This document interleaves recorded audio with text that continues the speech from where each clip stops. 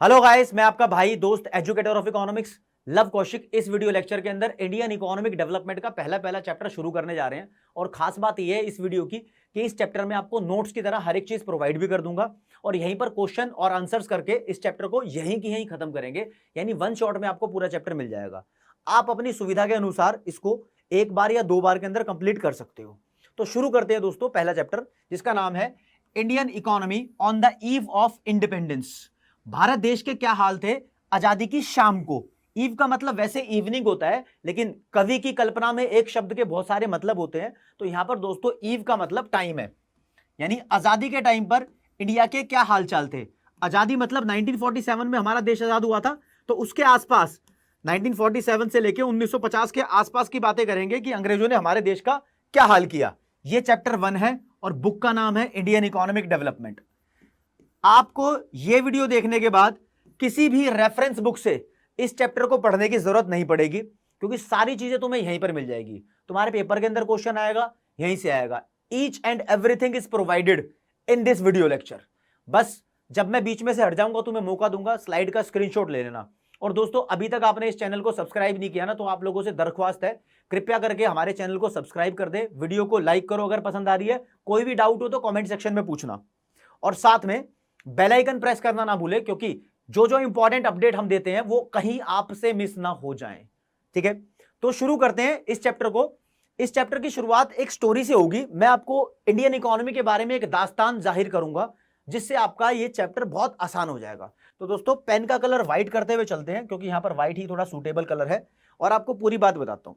देखो, हम सबको इतना ज्ञान है कि अंग्रेजों ने हमारे देश के ऊपर राज किया था। अंग्रेजों को हम बोलते हैं ब्रिटिशर्स। ये काफी सारी कंट्रीज थी, वैसे इंग्लैंड तो थी मेनली, आयरलैंड भी थी, पोलैंड भी थी, और वेल्स इंग्लैंड का पड़ोसी कंट्री है वो भी थी, और पुर्तगालियों ने भी राज किया है। लेकिन हम बात इस चैप्टर में बेसिकली ब्रिटिशर्स की कर रहे थे। भाई इन ब्रिटिशर्स ने 1599 में लगभग 1600 में इंडिया के अंदर आ गए थे और अपनी एक ईस्ट इंडिया कंपनी बनाई थी। ये यानी इंडियन कंपनी नहीं थी, ये अंग्रेजों के द्वारा बनाई गई कंपनी थी। ठीक है, ये तो बिजनेस करने आए थे हमारे इंडिया के अंदर। फिर धीरे धीरे इन्होंने अपना अंपायर फैलाना शुरू किया। अब ये हिस्ट्री वाली बातें नहीं बताऊंगा, क्योंकि हिस्ट्री का चैप्टर तो है ही नहीं, ना ही क्रांतिकारी वाली बातें करूंगा। यहां पर गांधी जी, नेहरू जी, भगत सिंह, जवाहरलाल नेहरू जैसी बातें होने नहीं वाली है। यहां पर सिर्फ इकोनॉमिक एस्पेक्ट को पकड़ेंगे, जो पैसों की बात है उसमें आएंगे। इकोनॉमिक्स है ना, तो थोड़ा साइज का कर लेते हैं। यहां पर आए और इन्होंने सन 1757 में हमारे बंगाल नाम की जगह थी उस टाइम, उस बंगाल में प्लासी नाम की एक जगह थी। इनके जो सुल्तान थे सिराजुद्दौला, इनसे लड़ाई की और अंग्रेज यहां पर जीत गए। बस ये लड़ाई जीतते ही अंग्रेज बोलते हैं कि हमने भारत देश पे ऑफिशियली राज करना शुरू कर दिया। तो 1757 में इन्होंने राज करना शुरू किया हमारे देश में, मान लो, और 1947 में छोड़कर गए। तो कुल मिला के दोस्तों ये 190 साल होते हैं। अब कोई बोले कि 200 साल से ज्यादा राज किया अंग्रेजों ने इंडिया में, 250 किया है। आपको एग्जैक्ट ईयर्स बता दिए। ऑफिशियल डंका इन्होंने 1757 में बजाया और ऑफिशियल इंडिया को छोड़कर 1947 में चले गए। ये ईयर वाइज बता दिया, डेट इसमें कोई है नहीं। ये 1757 की डेट एनसीईआरटी में भी है। अब इस चैप्टर को स्टोरी की तरह ही जानना है, तभी आसान लगेगा। थोड़ा सा डेटा भी याद करना पड़ेगा और एक दो चार पॉइंट करने, उससे ऊपर नहीं करने। मतलब तो इंडियन इकोनॉमी में आपको यह पता होना चाहिए। पहले देखो, रेड कलर से पूरा इंडिया है। इंडिया कितना बड़ा था, थोड़ा बड़ा करके देख लेते हैं। ठीक है, ये बर्मा नाम का देश है आज। ठीक है, यहां तक है, देखो यहां तक, ये इंडिया का हिस्सा था। यहां बांग्लादेश है, इंडिया का हिस्सा था। यहां वेस्ट बंगाल है, वहां पर प्लासी था, आज भी प्लासी इंडिया के अंदर है। ठीक है, ये तो जानते ही हो। फिर ये पाकि चोर हैं अब तो, मतलब पाकिस्तान के लोग भी पहले भारत देश का ही हिस्सा थे। ठीक है, तो मतलब इतना पूरा बड़ा भारत था हमारा। और जो ब्रिटेन था वो कहीं, ये सारी कंट्रीज है ना, ये पर्शिया कंट्री है, ये अफगानिस्तान है, ये सब मिडल ईस्ट कंट्रीज है, दुबई वगैरह सब उधर आएगी।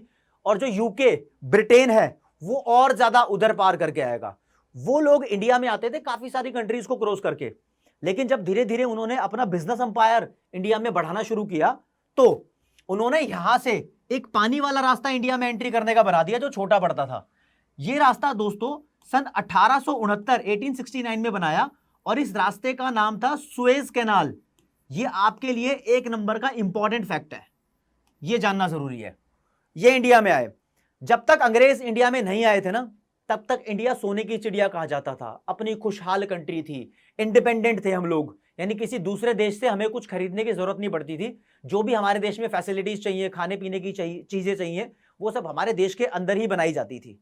लेकिन इन्होंने आकर हमारे देश का बुरा हाल किया, हमारे देश में फूड ग्रेन्स की शॉर्टेज हो गई। जब इन्होंने हमारी कंट्री को डिवाइड भी कर दिया ना, तो जो हमारा पाकिस्तान वाला विंग था, उस पाकिस्तान कंट्री के अंदर इतनी उपजाऊ जमीन चली गई, फर्टाइल लैंड चली गई कि फूड ग्रेन्स की हमारे देश में थोड़ी सी शॉर्टेज होने लगी। कुछ मेन इंडस्ट्रीज बांग्लादेश में चली गई। तो अंग्रेजों की वजह से बहुत नुकसान हुआ हमारे देश को। वो जो नुकसान था वो इस चैप्टर में पढ़ना है। हमारे देश का जो बुरा हाल किया इन्होंने, वो इस चैप्टर में पढ़ना है। समझ रहे हो? तो पहले तो आपको बताऊंगा जब अंग्रेज हमारे देश में नहीं आए थे, उससे पहले हमारे देश के क्या हाल थे। फिर बताऊंगा अंग्रेज क्यों आए। फिर बताऊंगा अंग्रेजों ने हमारे देश का क्या हाल किया, इस चैप्टर में बताऊंगा। फिर इस चैप्टर को खत्म करने के बाद जो आगे चैप्टर्स आएंगे ना, उसमें हमें शुरू करना है कि हमने आजाद होने के बाद अपने देश की तरक्की कैसे करनी शुरू करी। तो इसमें देश की तरक्की की बात नहीं है, सिर्फ देश के हालातों के बारे में। देखो दोस्तों, जब अंग्रेज हमारे देश में नहीं आए थे ना, हमारी कंट्री मस्त खुशहाल थी, इंडिपेंडेंट इकोनॉमी थी, किसी से कुछ खरीदना नहीं पड़ता था। और दूसरा, एग्रीकल्चर से रिलेटेड ज्यादा काम चलता था, मतलब फ्रूट्स और वेजिटेबल्स, एग्रीकल्चर, हॉर्टिकल्चर, यही चलता था हमारे देश में। ठीक है। और सबसे ज्यादा फेमस थे हम हाथ के काम के लिए, हैंडीक्राफ्ट्स, हैंडलूम्स, हथकरघा बोलते हैं। लाइक हाथ से स्वेटर बनता है ना, तो और एक मशीन से बनता है, तो हम हाथ के कामों के लिए फेमस थे। हैंडमेड बिस्किट्स भी आप लोगों ने सुने होंगे। तो उस टाइम की अगर बात करूं तो हम प्रेशियस स्टोन्स के लिए बहुत फेमस थे, जो हाथों की कलाकारी के होते हैं। लाइक आप डायमंड वर्क्स मान लो, आपने देखा होगा कुछ लोग रिंग पहनते हैं हाथ में, और उसमें एक पत्थर होता है, कभी लाल रंग का, नीले रंग का, व्हाइट रंग का, या येलो कलर का, या ग्रीन कलर का। वो प्रेशियस स्टोन्स होते हैं, बड़े महंगे महंगे पत्थर होते हैं। ठीक है। उसके लिए इंडिया बहुत फेमस था। हम इवन एक्सपोर्ट करते थे उसको दूसरे देशों में। हम एक्सपोर्ट करते थे उसको सेलोन में। सेलोन श्रीलंका को बोलते थे, ये श्रीलंका है, इसकी स्पेलिंग ये थी सेलोन, आगे नाम भी आएगा। हम लोग इनको अपना अच्छा माल सेलोन बेचते थे। हम लोग इधर थाईलैंड और दूसरी कंट्रीज के अंदर अपना अच्छा बिजनेस करते थे। इंडिया के अंदर बहुत कुछ सुख शांति से चल रहा था, बस अंग्रेजों ने आए और पनौती डाल दी। अब यही चीजें पढ़नी है। तो शुरुआत होती है ऑफिशियली इस चैप्टर की, और यहां लिख दिया गया आपके सामने, before the advent of British rule India was. अंग्रेजों के आने से पहले इंडिया कैसा था? एडवेंट का मतलब होता है दोस्तों एंट्री करना, हिंदी में बोले तो आगमन, आगमन। ठीक है, एंट्री करना। तो इनके आने से पहले इंडिया की इकोनॉमी के 3 फीचर्स पढ़नी है। इंडिया अपने आप में इंडिपेंडेंट इकोनॉमी था, मतलब सब कुछ देश के अंदर खुद बनता था, किसी से कुछ मांगने की जरूरत नहीं पड़ती थी। इसके एक्सप्लेनेशन की जरूरत नहीं पड़ेगी, इतना ही पॉइंट आ सकता है तुमसे पूछने। ठीक है। Agriculture was the main source of livelihood. जीने के लिए एग्रीकल्चर ही मेन सोर्स था, ज्यादातर जनता एग्रीकल्चर के अंदर काम करने में जुटी हुई थी। इस तरीके से इस चैप्टर को पढ़ाऊंगा। मैं कह रहा हूं कि तुम्हें कहीं किसी रेफरेंस बुक में किसी के नोट्स उठाने की जरूरत नहीं पड़ेगी, तुम्हारे पास सारा स्टडी मटेरियल यहीं पर होगा, और देख लो मजा आ जाएगा। और भाई अपने दोस्तों से जरूर शेयर करना, इतने दिल से इस चैप्टर को पढ़ाऊंगा कि नंबर ऑफ सब्सक्राइबर बढ़ने चाहिए, फिर मुझे एनकरेजमेंट मिलेगी और अच्छे तरीके से और बेटर कंटेंट इस बुक का तुम्हारे सामने लाता रहूंगा। ठीक है। और जैसे कि मैंने बताया, India was very famous for handicrafts in the field of basically cotton. Cotton मतलब रुई, और जो हम कॉटन की शर्ट पहनते हैं उस पर बहुत फेमस था India. Silk, metal, precious stones, महंगे महंगे पत्थर जो मैंने बताया। मेटल का मतलब आयरन वगैरह हो गया, और सिल्क का दोस्तों कपड़ा आता है। सिल्क की साड़ी, बनारसी साड़ी होती है, वैसे तो सिल्क की साड़ी कहते हैं सबसे महंगी बिकती है। तो सिल्क का कपड़ा अपने आप में शाइनिंग और सबसे महंगा बिकता है। इंडिया इसके लिए फेमस था। वैसे सबसे ज्यादा फेमस सिल्क के लिए अभी चाइना ही है, और पहले भी चाइना था, लेकिन इंडिया भी उस टाइम कम नहीं था। ठीक है। तो अंग्रेज क्यों आए हमारे देश में? अंग्रेज क्या हमारे देश के लोगों को जबरदस्ती बर्बाद करने आए थे? ऐसा नहीं था एक्चुअली। अंग्रेजों को पता था इंडिया एक सोने की चिड़िया है, वेल्दी कंट्री है, तो वहां से वो प्रॉफिट कमाकर अपने देश को डेवलप कर सकते हैं। तो आपको क्वेश्चन के आंसर में क्या लिखना है? अंग्रेज इंडिया को बर्बाद करने नहीं आए थे, अंग्रेज अपने आप को खुशहाल करने के लिए आए थे। वो चाहते थे उनकी कंट्री में फैसिलिटीज ज्यादा हो जाए। अब यार उनके पास फैक्ट्री और मशीनें बहुत सारी थी, बस उनके पास फाइनल कॉमोडिटी बनाने के लिए रॉ मटेरियल नहीं था। जैसे कि मान लो शर्ट बनानी है, तो शर्ट बनाने के लिए उनके पास कॉटन नहीं थी। ठीक है। दूसरे गारमेंट्स बनाने हैं, तो उनको बनाने के लिए उनके पास सिल्क नहीं था। ठीक है। व्हाइट कपड़े वहां पर ज्यादा प्रेफर करते थे, ब्लैक और व्हाइट वैसे। और आपको पता है कि व्हाइट कपड़े को साफ और क्लीन रखने के लिए नील की जरूरत पड़ती है, उजाले की, आया नया उजाला 4 बूंदों वाला, उसकी जरूरत पड़ती है। तो क्यों क्यों जरूरत पड़ती है पहले बता दूं। देखो व्हाइट कपड़ा ना टाइम के साथ साथ अपने आप में येलो होने लगता है। जो इंद्रधनुष का कलर है उसमें अगर येलो कलर ज्यादा आ रहा है तो मतलब ब्लू कलर की कमी हो रही है, थोड़ी साइंस की बात है ये, ठीक है। तो व्हाइट कपड़े के अंदर ब्लू कलर डालते हैं ताकि वो येलोनेस खत्म हो जाए। ये साइंस की बात है, छोड़ दो यार इसको। मतलब वो हमारे देश में नील, नील का मतलब इंडिगो, इंडिगो का प्रोडक्शन कराते थे, अपनी कंट्री में ले जाते थे। हमारे देश में सिल्क बनवाएंगे, कॉटन बनवाएंगे, सब अपनी कंट्री में ले जाते थे। रॉ मटेरियल लेकर गए, फाइनल गुड्स में वहां कन्वर्ट कर दिया। अब चक्कर क्या था, मेन चक्कर आपको बताता हूं। मान लो एग्जाम्पल के तौर पे इंडिया से उन्होंने 5 रुपए का कॉटन खरीदा, तो अपने देश में ले गए, ब्रिटेन में, इंग्लैंड बोल दिया मैंने उसको, यहां पर इस 5 रुपए के कॉटन का इस्तेमाल करके उसने 50 रुपए की शर्ट बना दी। अब ये इंडिया में शर्ट 500 रुपए की बेच रहे थे। ये एग्जाम्पल के तौर पे फिगर लिए हैं, ये सच फिगर नहीं है, उस टाइम ये अमाउंट नहीं चलता था। तो देखो इतना डिफरेंस था जो मैं आपको बता रहा हूं। तो इंडिया में ही रॉ मटेरियल बना है, अगर इंडिया में फैक्ट्री होती ना तो इंडिया में आसानी से 50-55 रुपए में अवेलेबल हो जाता। ये बड़े चालाक थे, इन्होंने इंडिया में कोई अच्छे लेवल की इंडस्ट्री और फैक्ट्री बनने नहीं दी। एक दो बनी थी जिनका नाम मैं बताऊंगा, अभी इंडस्ट्री का नंबर भी आएगा, ठीक है। तो क्वेश्चन अगला, पहला ये हो गया। दूसरा क्वेश्चन, अंग्रेज हमारे देश में आए क्यों, ठीक है।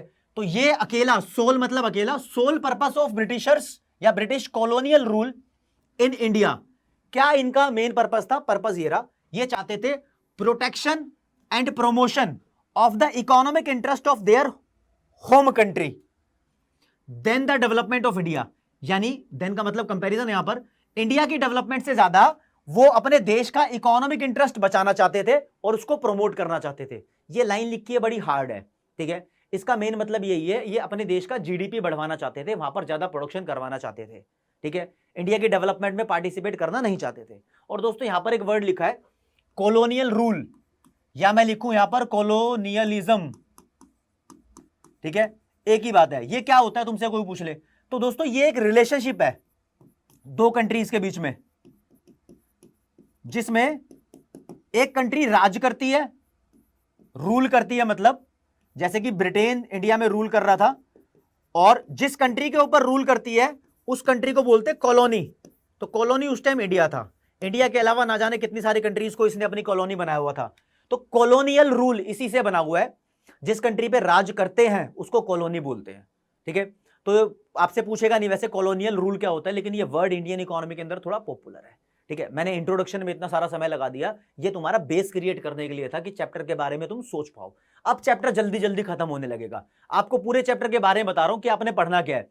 पूरे चैप्टर में कुल मिला के, यहां से बात करता हूं, कुल मिला के हमारे देश के बारे में पढ़ना है कि हमारे देश की एग्रीकल्चर को अंग्रेजों ने कैसे अफेक्ट किया, फिर हमारे देश की इंडस्ट्रीज को अंग्रेजों ने कैसे अफेक्ट किया, फिर हमारे देश का एक्सपोर्ट इंपोर्ट था, फॉरेन ट्रेड को कैसे अफेक्ट किया, फिर दोस्तों हमारे देश की जनसंख्या यानी डेमोग्राफिक प्रोफाइल, ये वर्ड आएगा खतरनाक सा, बाद में बताऊंगा इसको कैसे अफेक्ट किया, और इधर ही लिख देता हूं हमारे देश के इंफ्रास्ट्रक्चर को कैसे अफेक्ट किया, और एक और वर्ड आएगा ऑक्यूपेशनल स्ट्रक्चर। अभी जब आएंगे ना तब एक्सप्लेनेशन करेंगे इनको कैसे अफेक्ट किया। टोटल मिला के देख लो कितनी चीजें गिनवाई है, 1 2 3 4 5 6 आइटम पढ़ेंगे और चैप्टर खत्म। बस अपने दिमाग के अंदर क्लासिफिकेशन कर लो। अच्छा, इंडियन इकोनॉमी वाला पहला चैप्टर है, उसके अंदर 6 चीजें पढ़नी है। 6 में से पहली चीज एग्रीकल्चर से शुरू करेंगे, फिर इंडस्ट्री पे आएंगे, फिर चलेंगे सब पे। तो एग्रीकल्चर के बारे में दोस्तों यहां पर लिखा हुआ है सब कुछ, ईच एंड एवरीथिंग यहां पर मेंशन है एग्रीकल्चर सेक्टर के बारे में, ठीक है।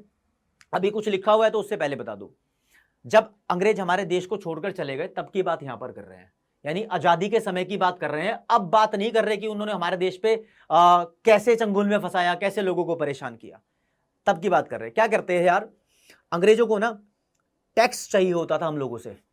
हम लोग जो फार्मर्स हैं, मतलब सॉइल पे जो काम कर रहे हैं, ये खेती कर रहे हैं हम लोग, हमसे ये लोग टैक्स लेते थे। उस टैक्स को लगान बोल सकते हैं, ठीक है। इसमें क्या था यार, जो बंदा खेती कर रहा है, मान लो ये फार्मर है, फार्मर टैक्स देगा इसको, बी को, बी मतलब ब्रिटिशर है, अंग्रेज है। अब फार्मर तो बहुत सारे थे, तो अंग्रेजों से मतलब अंग्रेजों को इनसे टैक्स लेना थोड़ा मुश्किल काम हो जाता था। तो इन्होंने क्या किया, अंग्रेजों और फार्मर के बीच में एक बंदा बनाया जिसको बोलते थे जमींदार। ये ब्रोकर यानी मिडलमैन बना दिया। ये जमींदार इनसे रेंट लेता था, रेंट का मतलब यही टैक्स, रेंट भी बोल सकते हो इसको आप, किराया, ठीक है। और अंग्रेजों को देता था, क्योंकि अंग्रेज हैवी हो चुके थे इंडिया के ऊपर, इंडिया को गुलाम बना लिया था। तो ये जमींदार को देते थे, जमींदार अंग्रेज को देते थे, ऐसे ट्रांसफर होता था। और मुश्किल बात क्या थी यहां पर, मान लो अंग्रेज जमींदार को बोलते थे तू मुझे 2 रुपए का रेंट दे, तो ये जमींदार अपने ही फार्मर से 10 रुपए का रेंट लेता था। एग्जाम्पल है ये, समझ रहे हो? मतलब जितना अंग्रेज बोलते थे उससे ज्यादा वो रेंट लेता था। और अंग्रेज इसको सपोर्ट भी करते थे, मतलब इनकी टर्म्स एंड कंडीशन बंधी हुई थी, क्योंकि अंग्रेज इस चक्कर में नहीं पड़ना चाहते थे सबसे डील करें, अपने देश के लोगों को छोड़ दिया। तो जहां जहां अंग्रेजों ने ऐसा ये सिस्टम किया उसको बोला गया दोस्तों जमींदारी सिस्टम। ये हमारे देश की जमीन से रेवेन्यू कमाने का तरीका था अंग्रेजों के पास। रेवेन्यू मतलब आन दो पैसा, मनी रिसिप्ट अर्न करने का तरीका था।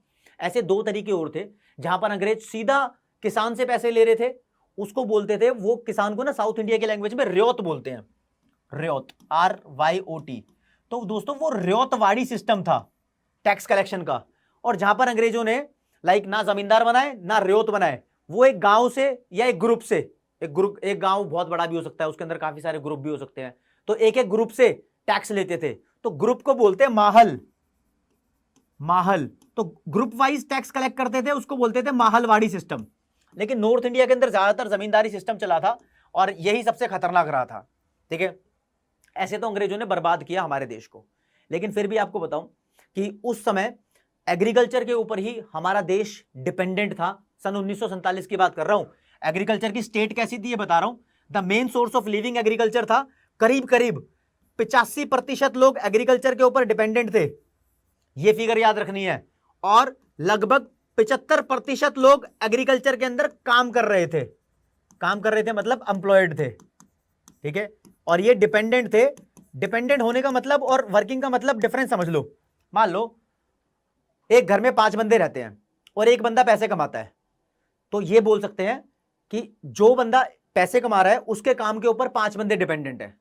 ठीक है, लेकिन काम में तो एक ही बंदा लगा हुआ है, तो इस केस में 20% बंदे काम पे लगे हुए हैं और 100% उस काम के ऊपर डिपेंडेंट है।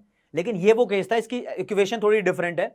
एग्रीकल्चर के मतलब गांव के अंदर, विलेज वाली इकोनॉमी के अंदर 85% लोग रहते थे। ठीक है, और हर 85 में से 75 लोग नौकरी एग्रीकल्चर के काम में ही कर रहे थे। ठीक है, और दूसरा एग्रीकल्चर का प्रोडक्शन की कैपेसिटी बहुत कम थी, तो लो लेवल ऑफ प्रोडक्टिविटी बोलते हैं। और इसके लिए वर्ड यूज किया हुआ है स्टेगनेंट। स्टेगनेंट का मतलब होता है स्लो, बिल्कुल स्लो ग्रोथ, समझे। और हमारा एग्रीकल्चर डिपेंड था मानसून के ऊपर। मानसून का मतलब होता है रेनफॉल, बारिश आएगी तो अच्छी खेती होगी, नहीं आएगी तो नहीं होगी। अब अच्छी खेती के लिए पानी चाहिए, पानी के सोर्सेस को इरिगेशन सोर्सेस बोलते हैं, जो कि आजकल ट्यूबवेल अवेलेबल है, अच्छी नहरों से, कैनल से पानी आ जाता है। लेकिन पहले अंग्रेजों ने हमारी एग्रीकल्चर के डेवलपमेंट के लिए कुछ किया नहीं, बल्कि अपना फायदा उठाने के लिए हमसे उन चीजों का प्रोडक्शन करवाया जिनसे उनका फायदा होना था। ठीक है, तो दोस्तों ये स्टेट ऑफ एग्रीकल्चर था। ये ठीक ठाक सा क्वेश्चन है, लेकिन एग्रीकल्चर को कैसे बर्बाद किया उन्होंने, वो इससे ज्यादा इंपॉर्टेंट है। उसमें एक रीजन जमींदारी सिस्टम भी है। तो अगला क्वेश्चन है कि हमारे देश की एग्रीकल्चर में स्टैग्नेशन के कॉजेस क्या थे, रीजन क्या थे, यानी जो लो प्रोडक्टिविटी थी उसके रीजन क्या थे एग्रीकल्चर सेक्टर में। तो सबसे पहला रीजन तो अपने आप में ही ये लैंड रेवेन्यू सेटलमेंट सिस्टम था। ये वाला वर्ड यूज करना है। इसमें ही लैंड रेवेन्यू सेटलमेंट सिस्टम 3 तरीके के थे, लेकिन एक मेंशन कर दो कि उससे काम चल जाएगा आपकी क्लास में। ठीक है, तो अंडर ब्रिटिश रूल जमींदार landlord exploited cultivators in many ways. Cultivators वो होते हैं जो खेतों में कटाई करते हैं, उनको इन्होंने एक्सप्लॉइट किया। किन्होंने? जमींदार ने कैसे? इन अंग्रेजों के कहने से, इन मिडलमैन बन के किया। ठीक है, कैसे जमींदार किया, कैसे एक्सप्लॉइट किया? इसके 3 कारण है, पहला, दूसरा और तीसरा। दोस्तों पहला कारण बहुत ज्यादा रेंट चार्ज करते थे। दूसरा कारण ये बोलते थे जो बंदा रेंट पे करने में डिले करेगा उनकी जमीन को ग्रैब कर लेंगे। ग्रैब कर लेंगे मतलब हथिया लेंगे, तो ऑनरशिप ही हथिया लेंगे, वो खुद मालिक बन जाते थे अंग्रेज। और इन्होंने उस जमीन की डेवलपमेंट के लिए कोई एफर्ट नहीं किया, 0 एफर्ट्स किए हैं। मैं सामने से हट रहा हूं दोस्तों, अब इसका स्क्रीनशॉट ले लो, ये आपके लिए इंपॉर्टेंट क्वेश्चन है। ठीक है, तो एग्रीकल्चर का जो इन्होंने खराब हालत की उसके लिए पहला पॉइंट एक्सप्लेन किया है। ये पहला पॉइंट अगर 3 नंबर का है तो ये 3 पॉइंट लिख दो। ठीक है, अगर ये 3 नंबर का नहीं आ रहा, 1 नंबर में लिखना है, तो इन तीनों में से कोई एक पॉइंट लिख दो। पहले वाला एक्सप्लेन करने के लिए बेहतर होगा सिर्फ इस पॉइंट को, और 2 लिखने की जरूरत ही नहीं है। ठीक है, अब सेकंड पॉइंट पे आते हैं। इन्होंने ऐसी टर्म्स बना रखी थी रेवेन्यू सेटलमेंट की कि अगर कोई बंदा टाइम पे रेवेन्यू नहीं दे पा रहा तो उसका ऐसा रूल बना दिया कि टाइम पे रेवेन्यू नहीं देगा तो 2 गुना हो जाएगा, 3 गुना हो जाएगा, फिर नहीं दे रहा तो तेरी जमीन जमींदार की हो जाएगी। तो देखो जो यहां पर लिखा है, there were tough terms of collecting revenue from farmers like dates of depositing revenue were fixed, मतलब डेट फिक्स कर दी है। अब यार चाहे बारिश आई है या नहीं आई है, खेती हुई है या नहीं हुई है, उससे कोई मतलब नहीं था उनको, ठीक है। अगर वो फेल हो जाते थे इसको पे करने के लिए तो जमीन उसकी ग्रैब कर लेते, हथिया लेते थे, इस बात को ध्यान रखना। और फिर खेती के लिए प्रॉपर इनपुट्स अवेलेबल नहीं थे इंडिया के पास। प्रॉपर इनपुट्स का मतलब अच्छी क्वालिटी के सीड्स यानी बीजों की जरूरत पड़ती है, खाद यानी फर्टिलाइजर की जरूरत पड़ती है, कोई कीड़े मकोड़े लग जाए तो उसको मारने के लिए पेस्टिसाइड और इंसेक्टिसाइड्स की जरूरत पड़ती है, वो था नहीं। इवन पानी नहीं था, इरिगेशन फैसिलिटीज नहीं थी, ठीक है। तो प्रॉपर इनपुट्स की कमी थी, जिसके अंदर मेन काम नाम आ जाएंगे फर्टिलाइजर्स की कमी थी, ठीक है, और यहां पर इरिगेशन फैसिलिटीज की कमी थी, अच्छी टेक्नोलॉजी नहीं थी। ये वर्ड लिख देना, समझ जाएंगे, ठीक है। तो दोस्तों ये 3 रीजन थे जिसकी वजह से भारत के देश की एग्रीकल्चर को अंग्रेजों ने खराब किया।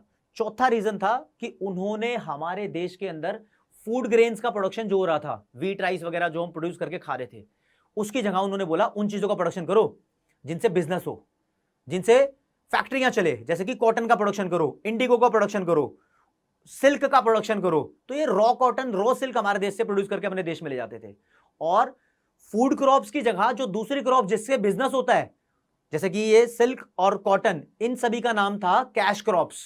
तो उन्होंने हमारे देश के अंदर कैश क्रॉप्स का प्रोडक्शन शुरू करा दिया इंस्टेड ऑफ फूड क्रॉप्स। इस कॉन्सेप्ट को बोला जाता है कॉमर्शियलाइजेशन ऑफ एग्रीकल्चर। और यह भी एक कारण था हमारे देश की एग्रीकल्चर को बर्बाद करने में, उसकी स्टैग्नेंसी के पीछे। तो चौथा पॉइंट लिखा है दोस्तों आपके सामने, कॉमर्शियलाइजेशन ऑफ एग्रीकल्चर। इसकी डेफिनेशन लिखी है, it refers to the production of cash crops instead of food crops. एक नंबर में सीयूईटी में क्वेश्चन आ सकता है, कैश क्रॉप का एग्जांपल दो। तो यार कॉटन हो गया, सिल्क हो गया, इन सब की बात कर सकते हैं, ठीक है। तो ये हमारे देश के अंदर किन चीजों का प्रोडक्शन कराते थे, इंडिगो का, कॉटन का, जूट का, जूट की रस्सियां बनती है, आपने देखा हो तो नारियल जैसा वो होता है। तो इससे बड़ी प्रॉब्लम होती थी। फूड क्रॉप्स का एग्जांपल भी है राइस और व्हीट, इनको प्रोडक्शन नहीं कराते थे। आपके सामने प्रॉपर एक्सप्लेनेशन गिवन है, मैं सामने से हट जाता हूं, नोट्स की तरह तुम्हारे लिए काम करेगी दोस्तों। तो ये 4 पॉइंट लिखवा दिए हैं, ठीक है, इनको फोर्स किया जाता था। आगे आ जाओ, मैंने बता दिया जब ये खत्म हो जाएगा एग्रीकल्चर सेक्टर तो इंडस्ट्रियल सेक्टर आएगा। अब मैं आपको यह बताना चाहता हूं कि पूरे चैप्टर का मेन फोकस इन 6 चीजों पे रहने वाला है, पहला, दूसरा, तीसरा, चौथा, पांचवा, छठा। ये 6 सेक्टर पहले बता चुका हूं। एग्रीकल्चर सेक्टर अभी कंप्लीट हुआ है, इंडस्ट्रियल पे आ जाएंगे, यही तो बड़े हैं, बाकी सब छोटे हैं। इंडस्ट्रियल सेक्टर पे आ जाते हैं। तो अब इंडस्ट्रीज की बात करें तो पहले बताया तो हमारे देश में बेसिकली हैंडीक्राफ्ट इंडस्ट्री बहुत फेमस थी, अंग्रेजों ने उसको बर्बाद कर दिया। और हमारे देश में जो होना चाहिए था ग्रोथ के साथ साथ यार कोई मॉडर्न इंडस्ट्री बननी चाहिए थी, लाइक स्टील की या आयरन की या टेक्सटाइल की कोई इंडस्ट्री बननी चाहिए थी, लेकिन ऐसा बनने नहीं दिया उन्होंने।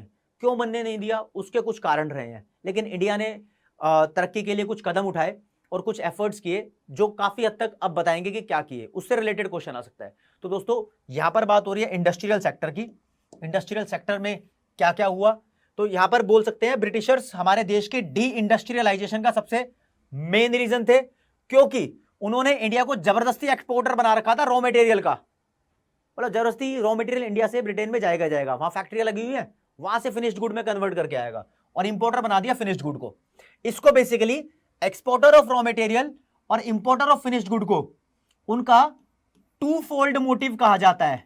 टू फोल्ड मोटिव के नाम से पेपर में क्वेश्चन बनता है। ये अंग्रेजों का टू फोल्ड मोटिव था, इस बात को ध्यान रखना, ठीक है जी। एक टेक्सटाइल इंडस्ट्री थी बंगाल के अंदर बेचारी, ठीक है, और टेक्सटाइल मतलब जो कपड़ों से रिलेटेड उद्योग हो, मतलब कपड़ा बनाए। और इसमें एक इंपॉर्टेंट फैक्ट बताता हूं आपको, अभी ये चीजें पेपर में नहीं पूछी जाएगी, यहां से सिर्फ टू फोल्ड मोटिव था। एक इंपॉर्टेंट चीज बतानी है, एक मुस्लिन नाम का कॉटन टाइप होती थी, कॉटन बहुत सारे टाइप की होती थी, उसमें से एक मुस्लिन थी। मुस्लिन इंडिया का पूरा वर्ल्ड फेमस कॉटन था और इसको मलमल शाही या मलमल खास के नाम से भी जानते थे, ये चीज आपको जानती है। और मुस्लिन में भी एक दक्कई मुस्लिन, दक्कई मतलब जो बांग्लादेश में ढाका है वहां का मुस्लिन सबसे ज्यादा फेमस था। अब वो चला गया, पूरे वर्ल्ड के अंदर इसका नाम था। ये छोटी मोटी फैक्ट है जो आपको जानने हैं। आगे बढ़ते हैं, इंडस्ट्रियल सेक्टर की स्टेट क्या थी उस टाइम पर। इंडस्ट्रियल सेक्टर के बारे में भाई इंपॉर्टेंट अगर आपको बात बताऊं तो 19वीं सेंचुरी खत्म होती है 1907 के अंदर इंडिया के अंदर एक Tata iron and steel company का सेटअप हुआ, जो कि झारखंड की स्टेट में हुआ था। टाटा नगर जमशेद जी टाटा ने इनको बनाया था। ये सबसे इंपॉर्टेंट कंट्रीब्यूशन था। फिर जब इंडिया को आज़ादी मिली तो उससे पहले कुछ पेपर इंडस्ट्रीज, सीमेंट इंडस्ट्रीज, उससे पहले छोटी मोटी इंडस्ट्रीज इंडिया में खुली थी, बट इंडिया में उन्होंने कोई बड़े लेवल पे इंडस्ट्रीज खुलने नहीं दी। ये भी इसलिए हुई थी, सच बताऊं तो आपको, कि आयरन और स्टील की जरूरत अंग्रेजों को थी। वैसे अंग्रेज बड़े चालाक थे, उन्होंने सन 1850 के अंदर इंडिया में रेलवे लेकर आए, मतलब रेलवे का इंट्रोडक्शन कर दिया, और 1853 में पहली रेल चली थी मुंबई से थाने। ये फैक्ट एनसीईआरटी में नहीं है, लेकिन काफी सारे स्कूलों में देखा जाता है मैंने। मुंबई से थाने जो रेल चली थी, ये पैसेंजर ट्रेन की बात है, और जो ये 1850 में ट्रेन चलाए थे, ये मालगाड़ी टाइप थी। ये ट्रेड और इंडस्ट्री के लिए इस्तेमाल होता था। यानी मान लो कि हिमाचल से इन्होंने ट्रेन चलाई और केरल सामान भेज दिया। ये पहले पैसेंजर के लिए नहीं, ट्रेडिंग के लिए ही इसको इस्तेमाल करते थे। तो अंग्रेज लोग बड़े चतुर चालाक थे, इन्होंने रेलवे लेकर, जब रेलवे आ गई तो यार इन्होंने बायसनेस शुरू कर दी। अब हम अपने हैंडीक्राफ्ट का सामान बेचते थे, एक्सपोर्ट करते थे बाहर, उन्होंने क्या करा, जो भी सामान अब इंडिया से बाहर जाएगा हैंडीक्राफ्ट का, उस पर टैक्स बहुत ज्यादा लगा दिया। मतलब दूसरे देशों के लिए अब बहुत ज्यादा एक्सपेंसिव हो गया, तो उन्होंने खरीदना बंद कर दिया। दूसरा, अगर मान लो दिल्ली के बंदे को मुंबई सामान भेजना है तो वो बहुत दिनों में पहुंचता था, क्योंकि हमारे पास कोई ट्रांसपोर्टेशन का रेलवे जैसा सोर्स नहीं था। तांगे वाले बंदे थे, जाते थे। अब इनके पास क्या था, इनका जल्दी जल्दी सामान चला जाता था एक स्टेट से दूसरी स्टेट में। तो जो सामान अंग्रेज अपने देशों से बनाकर लाते थे मशीन से, लाइक बनाओ एक कॉटन की शर्ट है, सूती कपड़े की कमीज, वो दिल्ली से महाराष्ट्र, महाराष्ट्र से असम, असम से राजस्थान, राजस्थान से कश्मीर, कश्मीर से तमिलनाडु, किसी भी स्टेट में पहुंचा लो, बड़ी आसानी से पहुंच जाएगी। मतलब ट्रेन से पहुंच जाएगी जल्दी, कम समय में। और हम अपना कुछ हाथ से बनाएंगे, हाथ से स्वेटर बनाया है तो दिल्ली से केरला बहुत दिनों में पहुंचेगा। तो हमारा बिजनेस तो फ्लॉप होना ही था। तो हैंडीक्राफ्ट इन्होंने बर्बाद किया। और दूसरा, अपने देश के अंदर कोई मॉडर्न इंडस्ट्रीज बनने ही नहीं दी, सिर्फ ये बनी थी, तो इसकी बड़ी स्लो ग्रोथ थी, ऐसा माना जाता है। तो अगर इंडस्ट्रियलाइजेशन की बातें आए तो उसमें 2 पॉइंट लिखने हैं, कैसे उन्होंने हमारे हैंडीक्राफ्ट को डिस्ट्रक्शन कर दिया, डिके कर दिया, पतन कर दिया, खत्म कर दिया, और कैसे हमारी कंट्री के अंदर उन्होंने बड़ी बड़ी कैपिटल, टाटा जैसी, मतलब रिलायंस जैसी, अडानी जैसी ऐसी बड़ी इंडस्ट्रीज खुलने नहीं दी थी। तो दोस्तों, सबसे पहले पॉइंट है डिस्ट्रक्शन ऑफ हैंडीक्राफ्ट इंडस्ट्री उन्होंने किया। तो पहला काम क्या किया उन्होंने, डिस्क्रिमिनेटरी टैरिफ पॉलिसी यूज की। डिस्क्रिमिनेटरी का मतलब है भेदभाव, मतलब बायसनेस होना, पार्शियलिटी करी है इन्होंने टैक्स की पॉलिसी में। क्या किया, जो हैंडीक्राफ्ट वाली गुड्स होंगी उस पर हैवी टैरिफ लगा दिया। टैरिफ का मतलब दोस्तों टैक्स होता है, जो एक्सपोर्ट इंपोर्ट पे टैक्स लगता है उसको टैरिफ बोलते हैं। ठीक है, हमारी चीजों पर तो बहुत ज्यादा टैक्स लगा रहे थे, और जो सामान उनके देश से बनकर आ रहा था उनको टैक्स फ्री कर रहे थे। समझ रहे हो, मतलब उनका सामान हमारे यहां पर कंपटीशन में सस्ता बिकेगा, कंपटीशन में तो ज्यादा बिकेगा। ठीक है, और फिर competition from machine made product थोड़ा मुश्किल हो गया था। अब देखो, हाथ से बनी हुई चीज उतनी सुंदर और बढ़िया नहीं दिख रही थी जितनी सुंदर मशीन से बनी हुई चीजें देख रही थी। तो लोगों ने उस फैशन को अडॉप्ट करना भी शुरू किया, तो ये भी थोड़ा बर्बादी का कारण बना। ठीक है, 2 रीजन थे, स्क्रीनशॉट आप लेते हुए चलो, मैं सामने से हट रहा हूं। तीसरा रीजन, रेलवे जो लेकर आए उसने तबाही कर दी। यानी रेलवे से एक जगह से दूसरी जगह पर सामान लेना बहुत आसान हो जाता था, तो ये भी थोड़ा सस्तापन लाता था, लो कॉस्ट रहती थी इस वजह से। तो हमारे देश की हैंडीक्राफ्ट इंडस्ट्री को बर्बाद कर दिया ऐसे। फिर स्क्रीनशॉट ले लो, फिर उन्होंने मॉडर्न इंडस्ट्री हमारे देश में नहीं बनने दी। तो दोस्तों, मॉडर्न इंडस्ट्री कैसे हमारे देश में नहीं बनने दी, उसके ऊपर 3 नंबर का क्वेश्चन अलग से आता है। और हैंडीक्राफ्ट को अंग्रेजों ने कैसे बर्बाद किया, उसके ऊपर 3 नंबर का क्वेश्चन अलग से बनता है। तो उन्होंने कैसे किया, पहली बात तो limited growth of public sector enterprises, मतलब जो गवर्नमेंट कंपनीज थी उस टाइम पब्लिक सेक्टर एंटरप्राइजेस ही बोलते थे और अब भी बोलते हैं। उन्होंने कोई गवर्नमेंट कंपनी स्टैब्लिश नहीं की, सिर्फ मेन कंपनी बनाई, एक रेलवे की, एक पावर की, एक पोस्ट की और एक टेलीग्राफ की। इन चारों की जरूरत अंग्रेजों को थी, इसलिए बनाई। ठीक है, और कोई बड़ी मतलब कोयले की कंपनी अंग्रेजों ने नहीं बनाई, स्टील की कंपनी अंग्रेजों ने नहीं बनाई जिससे हमारा भला हो। अपने मतलब की कंपनी बना ली और कहानी खत्म, इसलिए लिमिटेड बोलते हैं। और ये लिमिटेड ग्रोथ लॉपसाइडेड थी। दूसरा पॉइंट, पहला पॉइंट ये बना, दूसरा पॉइंट ये बना लॉपसाइडेड, मतलब एक तरफा थी इंडस्ट्रियल सेक्टर में।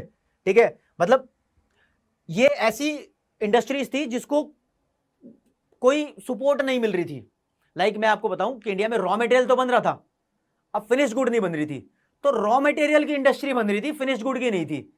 अगर रॉ मटेरियल की भी होती ना और फिनिश्ड गुड की भी होती, दोनों की होती, तो बढ़िया मजा आता।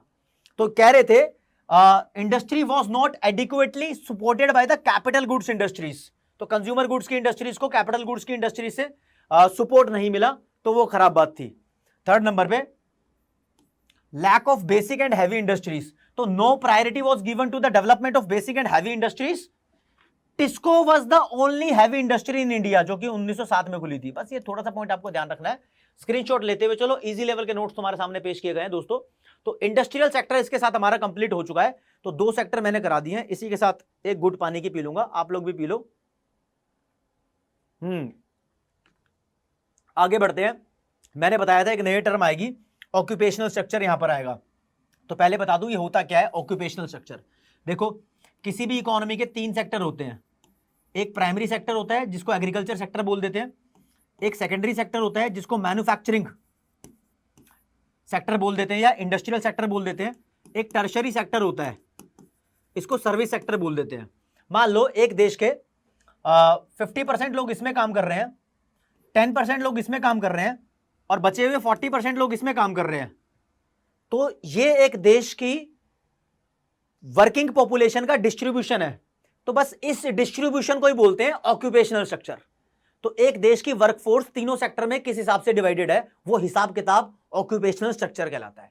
आजादी के टाइम पे अगर आपको बताऊं तो ये डेटा नहीं था, मतलब ये तो एग्जांपल के तौर पे मैं आपको बता रहा था, ठीक है।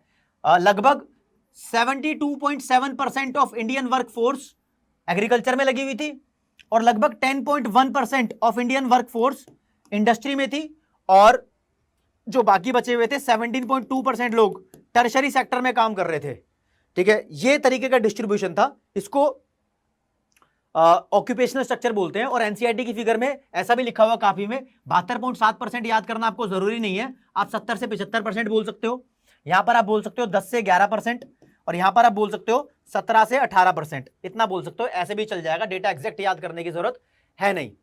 अब इतने लगे हुए थे, मतलब काम कर रहे थे। डिपेंडेंट तो 85% ही थे एग्रीकल्चर के अंदर।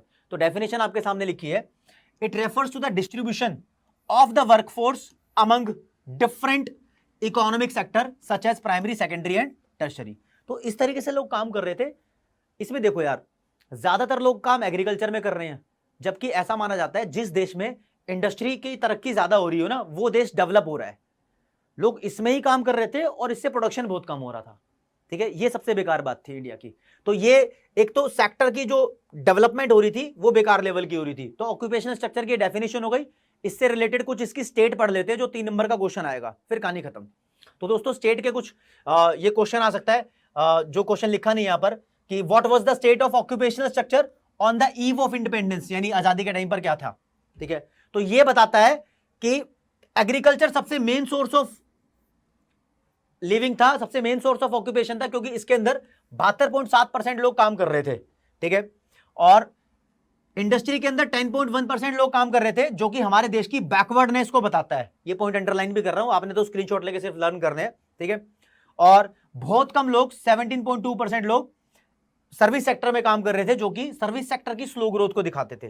तो गाइस ये एक तरीके से अनबैलेंस्ड है, ठीक है। बैलेंस नहीं है कि नहीं तो तीनों सेक्टर में बराबर काम कर रहे हैं और नहीं कर रहे तो फिर मतलब डिफरेंस बहुत सारा है। कहीं काम कर रहे हैं 70-75%, कहीं काम कर रहे हैं 10%। तो ये अनबैलेंस्ड है, मजा नहीं आया था इस तरीके से काम करने में, ठीक है। तो ये इंडिकेट करता है रीजनल वेरिएशन। दोस्तों ये पॉइंट लिखना बहुत जरूरी है, अनबैलेंस्ड ग्रोथ और रीजनल वेरिएंस, ठीक है। ऐसा कि कुछ इंडिया के स्टेट ऐसे थे जहां पर लोग बेसिकली एग्रीकल्चर में ही लगे हुए हैं। हरियाणा, पंजाब जैसे स्टेट, पंजाब बोल सकते हो, उड़ीसा बोल सकते हो, ठीक है। और कुछ स्टेट ऐसे थे जहां पर लोग इंडस्ट्री में है। इंडस्ट्री में जो स्टेट थे उसका आपको एग्जांपल बताऊं तो महाराष्ट्र, ये आपको स्टेट याद करना पड़ जाएगा, ठीक है। गुजरात और बंगाल, ये इंडस्ट्रीज में थे। यहां पर लिखा भी है वर्कफोर्स पंजाब की, राजस्थान की और उड़ीसा की एग्रीकल्चर में लगी हुई थी। यहां राजस्थान भी आना था, सही बात है। और बॉम्बे मतलब महाराष्ट्र मान लो उस टाइम, और मद्रास प्रेसिडेंसी में थोड़ा एग्रीकल्चर का काम ज्यादा था, लेकिन एग्रीकल्चर का काम कम था, लेकिन इंडस्ट्रीज का काम थोड़ा ठीक ठाक था, ठीक है। इसने गुजरात नहीं बोला, वो थोड़ा सा पार्ट उसका बॉम्बे प्रेसिडेंसी में आता था, ठीक है जी। आगे आएंगे। अब देखो 3 सेक्टर खत्म हो गए, 3 रह गए हैं, अब छोटे छोटे सेक्टर हैं। अब हमें पढ़ना है डेमोग्राफिक कंडीशंस के बारे में। डेमोग्राफिक का मतलब फ्रेंड्स होता है पॉपुलेशन रिलेटेड स्टडी। भारत की पॉपुलेशन से रिलेटेड इन्होंने क्या किया, मतलब पॉपुलेशन से रिलेटेड एक बात बताऊं तो अच्छे हॉस्पिटल्स नहीं खुलवाए थे इंडिया में, जो कि इंडिया के अंदर डेथ रेट का बड़ा पंगा था। इंडियंस के लिए कोई स्कूल नहीं खुलवाए, स्कूल खुलवाते हैं तो थोड़ा दिमाग के अंदर नॉलेज रहती है, तो पॉपुलेशन बच्चे भी लिमिट में पैदा करती है, तो बर्थ रेट भी ज़्यादा था, डेथ रेट भी ज़्यादा था, तो गड़बड़ी सी हो रही थी थोड़ी सी यहाँ पर। अब हॉस्पिटल में फैसिलिटी अच्छी नहीं थी, तो जो बच्चे पैदा होते थे वो जल्दी भी मर जाते थे, मतलब उनकी मम्मी भी जल्दी मर जाती थी, बहुत बुरा हाल मचा रखा था। तो पॉपुलेशन रिलेटेड स्टडी यहाँ पर पढ़नी ज़रूरी है, ठीक है। इसी वजह से इंडिया में लोग ज़्यादा ईयर्स तक जिंदा रहने की उम्मीद नहीं रखते थे। तो क्या पॉइंट्स पढ़ने हैं यहाँ पर? पॉइंट तो पहले मैं आपको बताऊं, पहले इन पॉइंट्स पे आ जाते हैं। स्टेट क्या थी? ये state demographic conditions of Indian economy on the eve of independence, ठीक है। इसका स्क्रीनशॉट ले लो, फिर इस पे निशान लगाता हूं, ठीक है। ऐसा बोलते हैं इंडिया के अंदर उस टाइम पर हाई बर्थ रेट थी जो कि 48, और हाई डेथ रेट भी थी जो कि 40 थी। अब यार ये इन दोनों के बीच का जो डिफरेंस होता है ना, मान लो 48% बर्थ रेट है और 40% डेथ रेट है, तो मतलब पैदा हो रहे हैं 48 बंदे और मर रहे हैं 40 बंदे, तो जिंदा कितने रह रहे हैं? 8 बंदे रह रहे हैं ना। तो 8% यानी आउट पर 1000, हर 1000 के पीछे देखा जाता है। आपसे इतनी डेफिनेशन नहीं पूछने वाला। ये सर्वाइवल रेट था देश के अंदर, ठीक है। एक देश के अंदर जिंदा 44 साल जिंदा रहने की उम्मीद करते थे लोग। किसी किसी बुक में 32 साल लिखा है, वो गलत लिखा है, ठीक है। 44 ईयर्स की लाइफ एक्सपेक्टेंसी रेट थी। और पढ़ाई लिखाई की बात करें, लिटरेसी रेट भी इसके अंदर आएगा, तो बता दूं आपको, लिटरेसी रेट 16% था, मतलब पढ़े लिखे लोग 16%। और यहां से क्वेश्चन पूछ लेता है कि अनपढ़ इलिटरेसी रेट कितना था, तो दोस्तों वो इलिटरेसी रेट 84% था, फिर यहां से पता लग जाएगा। और फीमेल का लिटरेसी रेट याद करना पड़ेगा आपको, सिर्फ 7% था। औरतें इतनी कम पढ़ी लिखी थी, और हर जगह रैम्पेंट पॉवर्टी थी। रैम्पेंट मतलब वाइड स्प्रेड, फैली हुई पॉवर्टी थी, ठीक है, जो कि इंडिया की घटिया डेमोग्राफिक प्रोफाइल को इंडिकेट करता था। ये 4 पॉइंट याद कर लेना इसके बारे में, 4 पॉइंट से आपका काम चल जाएगा। और ऊपर से इससे रिलेटेड बात बताऊंगा आपको, तो 1921 ईयर को मेंशन करते हैं। पीछे आ जाता हूं वापस। ये 1921 ईयर, इसको पॉपुलेशन से रिलेटेड बोलते हैं, ईयर ऑफ ग्रेट डिवाइड था। कैसे 1921 ईयर ऑफ ग्रेट डिवाइड था? 1921 से पहले हमारे देश की पॉपुलेशन स्लो ग्रोथ कर रही थी। 1921 के बाद एकदम से जल्दी ग्रोथ करनी शुरू हुई, तो फास्ट ग्रोथ हो गई पॉपुलेशन की। तो इसको बोलते हैं दोस्तों, ये पहली स्टेज थी डेमोग्राफिक ट्रांजिशन की। ट्रांजिशन मतलब वो बदलाव, और डेमोग्राफिक मतलब पॉपुलेशन। पॉपुलेशन के बदलाव की पहली स्टेज थी, और ये पॉपुलेशन के बदलाव की सेकंड स्टेज थी। अब यहां से क्वेश्चन क्या आ सकता है कि 1921 को ईयर ऑफ ग्रेट डिवाइड क्यों बोलते हैं? तो ईयर ऑफ ग्रेट डिवाइड इसको इसलिए बोलते हैं क्योंकि इससे पहले population first phase of demographic transition में जी रहा था, ये लिखा हुआ first phase of demographic transition. और but after this year there has been a considerable and continuous increase in the population, जिसको second phase of demographic transition बोलते हैं। इंपॉर्टेंट है, ये बहुत ज्यादा इंपॉर्टेंट है ये चीज आपके लिए, तो इसको जरूर कर लेना। फिर इंडिया में पॉपुलेशन काउंटिंग की जाती थी, तो इंडिया में पॉपुलेशन काउंटिंग की जाती थी तो उसको बोलते थे ऑफिशियल सेंसस। तो इंडिया में दोस्तों पहली बार ऑफिशियल लेवल पे 1881 में जनसंख्या को गिना गया, और हर 10 साल में जनसंख्या को गिना जाता है। और जनसंख्या को गिनने को आजकल बोलते ही हैं सब, सेंसस हो रहा है, सेंसस हो रहा है, ठीक है। वैसे आपको एक बात बताऊं, इंडिया में सबसे पहले जनसंख्या को 1872 में गिना गया था, लेकिन ये अनऑफिशियल था। अनऑफिशियल मतलब इसको माना नहीं गया, ऑफिशियल लेवल पे नहीं किया गया। ऑफिशियल लेवल पे ये वाला था, और यही पेपर में पूछा जाता है, ये नहीं पूछा जाएगा। एक फैक्ट आपको जानना जरूरी था। तो 4 सेक्टर हो गए हैं, अब 5वें नंबर का सेक्टर करेंगे जो कि फॉरेन ट्रेड है। फॉरेन ट्रेड में एक इंपॉर्टेंट बात आपको बता दूं, ये जानना है एक्सपोर्ट और इंपोर्ट से रिलेटेड। अब क्या था, इंडिया पहले बहुत सारा सामान अपने पड़ोसी देशों को बेचता था, लेकिन अंग्रेजों ने इंडिया से रॉ मटेरियल जबरदस्ती अपनी कंट्री में मंगवाना शुरू कर दिया। तो इंडिया का मोर देन 50% ट्रेड अब अंग्रेजों के हाथ में था। तो जिस देश का आधे से ज्यादा ट्रेड अंग्रेजों के हाथ में है, तो मतलब सोच लो इंडिया के लोग उन पे ही डिपेंडेंट हो गए थे बुरे तरीके से, ठीक है। अब वो क्या करते थे, जो प्राइमरी चीजें हैं, रॉ मटेरियल है, अपने देश में ले जाते थे, वहां से फिनिश्ड गुड अपने देश में ले आते थे। इसलिए हमारे देश के एक मेजर इकोनॉमिस्ट थे, दादा भाई नौरोजी, क्रांतिकारी भी थे। उन्होंने बोला अंग्रेज इस तरीके से हमारे देश को लूट रहा है, ठीक है। और इस लूट को उन्होंने नाम दिया ड्रेन ऑफ वेल्थ। वेल्थ का मतलब प्रॉपर्टी, ड्रेन का मतलब ऐसे ही बहा के ले आना, जैसे ड्रेनेज होती है।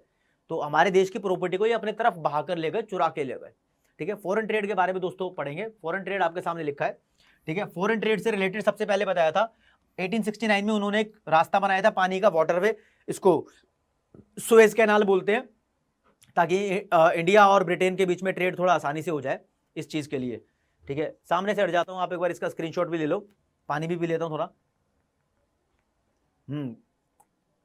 यार बहुत मेहनत भी लगती है, इतनी लंबी देर तक जब वीडियो रिकॉर्ड करते हैं ना, गला भी सूखता है, पानी पीना भी जरूरी है। अगर आपको हमारी मेहनत दिखाई दे रही है ना, तो अपने फ्रेंड्स वगैरह को इस वीडियो को शेयर कर दो, ताकि वो भी टेस्ट के लिए प्रिपेयर कर ले, क्योंकि क्वेश्चन आंसर भी इसमें होने वाले हैं। आप पार्ट्स में इस वीडियो को देख सकते हो, अगर इतनी बड़ी एक बार में नहीं देख पा रहे हो तो। ठीक है दोस्तों, तो फॉरेन ट्रेड से रिलेटेड, फॉरेन ट्रेड की स्टेट क्या थी? स्टेट में सबसे पहला point, composition of foreign trade क्या था? कॉम्पोजिशन का मतलब क्या होता है, पहले जान लो। कॉम्पोजिशन का मतलब दोस्तों, उसमें क्या क्या था, किस किस चीज का हम फॉरेन ट्रेड करते थे। सीधी बात बतानी है कि इंपोर्ट किस चीज का करते थे? फिनिश्ड गुड का। और एक्सपोर्ट किस चीज का करते थे? रॉ मटेरियल का। रॉ मटेरियल कैसे? उनका एग्जांपल देके बताने, जैसे कि सिल्क है, कॉटन है, वूल है, शुगर है, इंडिगो है, जूट है, इन चीजों का।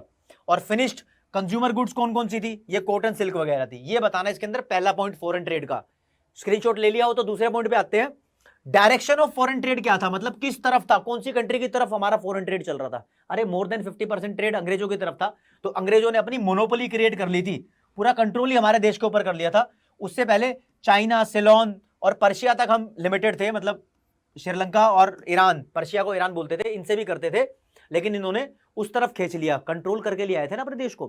फिर लास्ट पॉइंट दोस्तों, ये दादा भाई नौरोजी ने बोला था हमारे देश का सब ये लूट कर ले जा रहे हैं। ये क्या कह रहे थे एग्जैक्टली, ये सुन लो। ये कहते थे कि जो हमें फॉरेन ट्रेड कर रहे हैं, हम एक्सपोर्ट इंपोर्ट कर रहे हैं, तो हमारे देश को पैसा भी मिल रहा है, कमा रहे हैं ना पैसा। अब वो देश की सरकार को बोलते थे ब्रिटिश गवर्नमेंट, यानी वो ब्रिटिश गवर्नमेंट पैसा कमा रही थी, इंडिया पैसा कमा रहा था, उसको ऐसे ही बोल सकते हैं।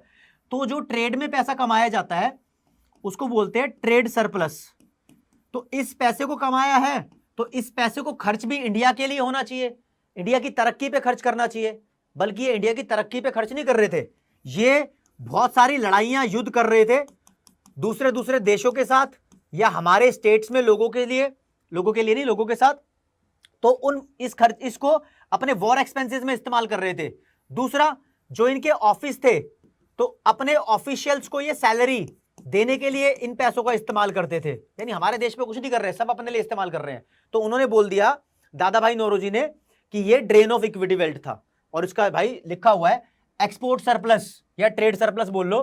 And profit earned from foreign trade were not used in any developmental activity of India, rather it was used to maintain the British administration as well as on war expenses. Administration का मतलब यहां पर office हो गया, मतलब official expenses beer करने के लिए करते थे ऐसा। ये बड़े चालाक थे। तो दोस्तों ये 3 पॉइंट हमारे फॉरेन ट्रेड की हालातों को बताते हैं, आप इनका स्क्रीनशॉट ले लो प्लीज। और अब ये सेक्टर खत्म हो गया, अब आएंगे इंफ्रास्ट्रक्चर पे, लास्ट है और चैप्टर खत्म हो रहा है। इंफ्रास्ट्रक्चर का मतलब बता देता हूं पहले मैं यार। इंफ्रास्ट्रक्चर का मतलब वो सब बेसिक फैसिलिटीज हैं जिनसे कोई बिजनेस या फैक्ट्री चलती हो, ठीक है, बिजनेस या फैक्ट्री चलती हो और वो देश के जीडीपी में कंट्रीब्यूट करती हो। एक फैक्ट्री चलाने के लिए बिजली की जरूरत है, यानी पावर, तो वो इंफ्रास्ट्रक्चर है। एनर्जी की जरूरत है, सोलर एनर्जी हो सकती है, तो सोलर एनर्जी भी इंफ्रास्ट्रक्चर है। ट्रांसपोर्टेशन की जरूरत है, मतलब एक बिजनेस सामान बनाएगा तो दूसरे स्टेट में जाके बेचेगा भी, तो जो बस लगेगी, ट्रक लगेगा, रेलवे लगेगी या हवाई जहाज लगेगा, वो सब इंफ्रास्ट्रक्चर का पार्ट है। तो transportation, road, highway, building, communication sources, internet services, वो सब इंफ्रास्ट्रक्चर का पार्ट है। तो अंग्रेजों ने ऐसा क्या किया हमारे इंफ्रास्ट्रक्चर के बारे में बताता हूं। उन्होंने हमारे देश में बिजनेस खोला था, तो कुछ तो डेवलपमेंटल एक्टिविटी करी थी इंफ्रास्ट्रक्चर के लिए, कुछ ट्रांसपोर्टेशन के सोर्सेस हमारे देश में लाए, कुछ सड़कें बनवाई। और पहले कम्युनिकेशन के लिए फोन तो होते नहीं थे, तो वो मतलब फोन लिमिटेड ही होते थे, तो वो एक स्टेट से दूसरी स्टेट तक चिट्ठियां भिजवाते थे, टेलीग्राफ वगैरह, ठीक है। कुछ डेवलपमेंट एक्टिविटीज उन्होंने की, लेकिन ये सब करने के पीछे उनका जो मेन मोटिव था वो इंडिया को डेवलप करना कतई नहीं था। उनका मेन मोटिव था ब्रिटिश इंटरेस्ट को सेटिस्फाई करना, यानी अंग्रेजों के इकोनॉमिक इंटरेस्ट को सेटिस्फाई करना। वो अपना भला चाहते थे, इसलिए देश के अंदर ये सुविधाएं उपलब्ध कराई। एक इंपॉर्टेंट सुविधा उन्होंने उपलब्ध कराई, पहले इंडिया में मॉनेटरी सिस्टम नहीं था, बैंक वगैरह, तो बैंक वगैरह भी ये लेकर आए। कोर्ट वगैरह नहीं थे, तो कोर्ट का सिस्टम, कौन किसको किस अपराध के बदले सजा मिलेगी, तो वो भी लेकर आए। तो इंफ्रास्ट्रक्चर से रिलेटेड कुछ बातें पढ़ते हैं और ये इंपॉर्टेंट है। लिखा है there were some positive contributions of the British government in the field of infrastructure. थे कुछ पॉजिटिव कॉन्ट्रीब्यूशन, लेकिन उनके बारे में यह बात बतानी जरूरी है। हाउ एवर, अगर हाउ एवर लिखना नहीं है ना आपको, तो इसकी जगह बट लिख दिया करो, कोई दिक्कत नहीं है। However these contributions were not intentional, मतलब जानबूझकर नहीं थे ये, but purely to satisfy the economic interest of their own country, खुद अपने देश का इंटरेस्ट सेटिस्फाई करना चाहते थे। और वो कौन कौन सी चीजें थी, इसका स्क्रीनशॉट ले लो, उसके बाद आते हैं। क्या था स्टेट ऑफ इंफ्रास्ट्रक्चर? ये state of infrastructure can be considered some positive side effect of the British rule in India. Positive side effect ही थे वो, एक तरीके से, समझ रहे हो। तो पहला क्या था, उन्होंने इंडिया के अंदर ट्रांसपोर्टेशन फैसिलिटीज प्रोवाइड की, स्पेशली 1850 के अंदर रेलवे को शुरू किया, कुछ बंदरगाह बनवाए, यानी जो समुद्र के आसपास जहाजों के लिए पोर्ट्स होते हैं उसको बंदरगाह बोलते हैं, वहां पर एक्सपोर्ट इंपोर्ट किया जाता है। कुछ पोस्ट और टेलीग्राफ, पोस्टल एंड टेलीग्राफ की सर्विसेज शुरू करी। इसकी यार पहली पोस्टल स्टैंप इंडिया के अंदर 1852 में बनी थी। ये पोस्टल स्टैंप का चक्कर भी आता है, पोस्टल स्टैंप, ये फैक्ट आपको पता होना चाहिए। 1854 में पहला रेलवे ब्रिज बना, ठीक है, ये डेट भी पता होनी चाहिए थी आपको। रेलवे का पुल भी बनाया गया था, ठीक है। इन्होंने हमारे लिए कुछ एडमिनिस्ट्रेटिव सेटअप किया, ऑफिस वगैरह कैसे चलाए जाते हैं पहले नहीं होता था हमारे यहां पर। बैंकिंग सिस्टम किया, मॉनेटरी सिस्टम हमारे देश में लेकर आए। एडमिनिस्ट्रेटिव सिस्टम में ही लॉ सिस्टम भी मान सकते हो कि कानून वगैरह इन्होंने ही हमारे देश में दिए। तो दोस्तों इसके साथ ये चैप्टर खत्म होता है, आप इसका स्क्रीनशॉट ले लो। अब आएगी बारी क्वेश्चंस एंड आंसर्स की। मैंने बताया इसके क्वेश्चन आंसर भी यही करा दूंगा। कुछ बातें जो इस चैप्टर में थोड़ी सी मिस हुई वो भी यहीं पर होंगी। लाइक इस पूरी कथा में, इस पूरी स्टोरी में हमारे देश का जो डेटा था ये किसने कलेक्ट किया, अंग्रेजों ने या इंडियंस ने? तो यार मिक्स करके कुछ इकोनॉमिस्ट इंडिया के भी थे जो रहे थे, जिन्होंने एफर्ट्स किए थे ये डेटा इकट्ठा करने में कि लिटरेसी रेट कितनी होगी, डेमोग्राफी की पॉपुलेशन ग्रोथ रेट कितनी है, या ऑक्यूपेशनल स्ट्रक्चर कितना है, इंडिया की टोटल पॉपुलेशन कितनी है, इंडिया की नेशनल इनकम या फिर जीडीपी किस रेट से ग्रो कर रहा है, ये डेटा भी तो कैलकुलेट कर रहे थे। कुछ लोग अंग्रेज थे, कुछ लोग इंडियंस थे, लेकिन बड़ी मुश्किल से छिप छिप कर इन्होंने डेटा कलेक्ट किया है। अंग्रेजों ने कोई सीरियस एफर्ट नहीं किया इन चीजों के लिए, ठीक है। तो उनमें भी कुछ बातें थी। तो दोस्तों यहां से क्वेश्चन आते हैं। पहला क्वेश्चन, इंडिया में पहला ऑफिशियल सेंसस कब हुआ? तो सबको पता है 1881 में हुआ और हर 10 साल में होता है। ये कुछ इंपॉर्टेंट डिटेल लिखी है कि सेंसस और क्या कैलकुलेट करता है, death rate, birth rate, demographic, सब लिखा है इसमें। अगला क्वेश्चन एक एक नंबर के थे। 1921 को ईयर ऑफ ग्रेट डिवाइड क्यों बोलते हैं? क्योंकि उससे पहले पॉपुलेशन स्लो ग्रोथ रेट से बढ़ रही थी, उसके बाद हाई ग्रोथ रेट से बढ़ रही थी। स्क्रीनशॉट ले लो, ये दिखा रखा है कि क्वेश्चन ऐसा आएगा तो आंसर क्या लिखना है। अगला क्वेश्चन ये इंपॉर्टेंट है हमारे लिए, लिखा है नेम सब notable economist who estimated India's per capita income during the colonial period. Colonial period का मतलब ब्रिटिश राज, अंग्रेजों के राज में कौन कौन से इकोनॉमिस्ट थे जिन्होंने कुछ कैलकुलेशन की इंडिया से रिलेटेड? तो ये 5 बंदों के नाम एनसीईआरटी में। दादा भाई नौरोजी जिन्होंने ड्रेन ऑफ वेल्थ का कॉन्सेप्ट दिया था, फॉरेन ट्रेड में भी बताया था नाम। William Digby, Findlay Shirras, V K R V. Rao, R C. Desai. इसमें सबसे ज्यादा रिलायबल डेटा वी.के.आर.वी. राव का माना जाता है, ठीक है। वी.के.आर.वी. राव का ये बोलते थे कि during the first half of 20th century, first half of 20th century, अच्छा 20th सेंचुरी का फर्स्ट हाफ का मतलब सन 1900 से लेकर 1950 तक इंडिया का जीडीपी ग्रोथ रेट, ये लिखना है क्योंकि ये पेपर के लिए इंपॉर्टेंट है। जीडीपी ग्रोथ रेट 2% से भी कम था, तो लेस देन 2% था। और पर पर्सन जीडीपी की बात की जाए तो पर कैपिटा जीडीपी, अच्छा दोबारा लिख देता हूं यार, ये ग्रोथ रेट था, per capita GDP growth rate. अब यह देखो ना, ये कैपिटा की जगह कैपिटल ही आ गया, कोई नहीं समझ जाना तुम।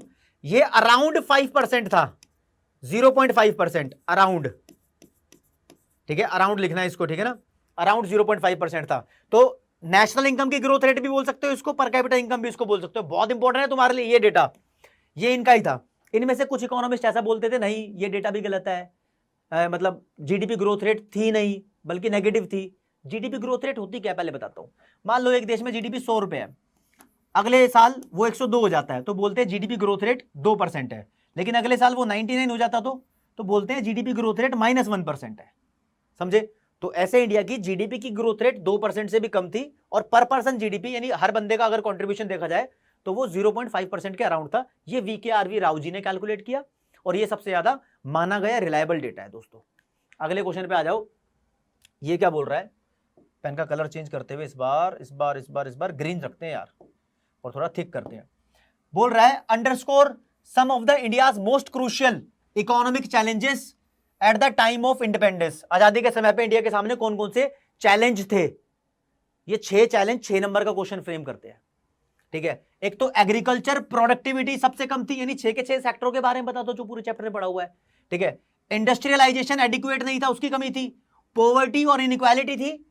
पुअर डेमोग्राफिक प्रोफाइल थी, यानी लाइफ एक्सपेक्टेंसी 44 थी। अच्छा, इसमें एक और मेन बात बताऊं, हमारे देश में इन्फेंट मोर्टेलिटी रेट 218 था। इसका मतलब 1 साल से कम का बच्चा वो इन्फेंट होता है, वो 1000 बच्चे अगर पैदा होंगे इंडिया में तो 218 मर जाते थे। इसको यार वहां लिखा नहीं था, ये फैक्ट इंपॉर्टेंट है। इन्फेंट मोर्टेलिटी रेट बोलते हैं इसको, ये बड़ा बेकार था। आज के टाइम में 30 के आसपास है, लेकिन अभी भी ठीक नहीं है इतना, ठीक है। फिर lack of proper infrastructure facilities की कमी थी, लेकिन कुछ अंग्रेजों ने प्रोवाइड किया, लेकिन वो भी सफिशिएंट नहीं था। और हमारे देश की लो पर कैपिटा इनकम हमारे देश की घटिया तरक्की को दिखाती है, लो डेवलपमेंट को दिखाती है, लो इकोनॉमिक डेवलपमेंट।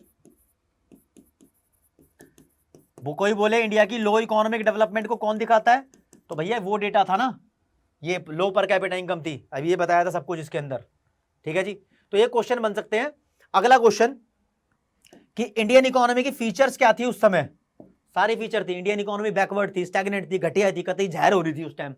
तो क्या था question, state the features of Indian economy on the eve of independence. तो बैकवर्ड थी, स्टैग्नेंट थी, ये जीडीपी की ग्रोथ रेट ने बता दिया था, ठीक है। डिपेंडेंट इकोनॉमी हो गई थी अंग्रेजों के ऊपर, ठीक है, क्योंकि वहीं से इंपोर्ट करा रही थी सारी फूड ग्रेन वगैरह, देश के अंदर तो बनाया नहीं जा रहा था सामान।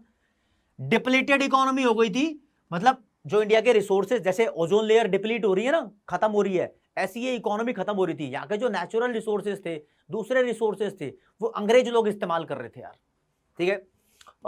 तो वो एक्सप्लॉइट कर रहे थे हमारे देश को। डिसइंटीग्रेटेड इकोनॉमी हो गई, पूरे वर्ल्ड से इसका नाता धीरे धीरे टूटने लग गया, पार्टीशन हो गया इंडिया का, पाकिस्तान अलग हो गया, इंडिया अलग हो गया। इंडिया के अंदर फूड की शॉर्टेज हो गई, क्यों? क्योंकि major related areas were went to Pakistan, food grain का मेन एरिया पाकिस्तान चला गया था। और इंडस्ट्री की कमी हो गई, क्योंकि कॉटन और जूट इंडस्ट्री बांग्लादेश चली गई। यह भी जानना जरूरी है, समझ रहे हो। तो दोस्तों, इस क्वेश्चन के साथ पूरा चैप्टर फुल फ्लेज खत्म होता है। और आपको एक बात बताता हूं, पीछे चलते एक बारी, ये बात देख लो, फिर चैप्टर खत्म कर रहे हैं। मैंने आपको बताया, यहां पर 1-2 पॉइंट के बारे में बताता हूं। अच्छा, ये था जी डेमोग्राफिक प्रोफाइल। यहां पर एक पॉइंट 5वें नंबर का इन्फेंट मोर्टेलिटी रेट भी आना था, जो कि 218 था। अब उसमें से देख लेना जो लिखवाया है। और ये पॉइंट तुम्हारे सामने आने वाला है ये। अब एक 3 नंबर का या 4 नंबर का क्वेश्चन क्या बन सकता है, इन 6 सेक्टर में से किसी भी एक सेक्टर की स्टेट पूछ सकता है कि आजादी के समय पे इनकी स्टेट क्या थी। बस फिर चैप्टर खत्म हो जाएगा। अगर आपको लग रहा है कि मैंने थोड़े सीरियस एफर्ट किए हैं और तुम्हारा साथ दिया है, तुम्हारी पुरजोर डिमांड थी, इसलिए एक वीडियो लेक्चर में पूरा चैप्टर खत्म करा दिया दोस्तों, ठीक है। अगला जो चैप्टर कराऊंगा वो एक वीडियो में नहीं कराऊंगा, उसके थोड़े से पार्ट करके करा दूंगा, ठीक है ना। लेकिन अगर आपको मजा आया हो, लगता हो कि सारे क्वेश्चन आंसर नोट्स के साथ यहां पर मिल गए हैं, तो फिर आपको लाइक सब्सक्राइब करने की दरख्वास्त कर रहा हूं। अपने फ्रेंड्स वगैरह को बताओ, स्कूल वगैरह में यार डेवलपमेंट कराओ, तभी तो तुम्हारी डेवलपमेंट और हमारी डेवलपमेंट एक साथ होने वाली है, ठीक है दोस्तों। तो आज की क्लास में इतना ही। नमस्कार, थैंक यू सो मच, जय हिंद, जय भारत।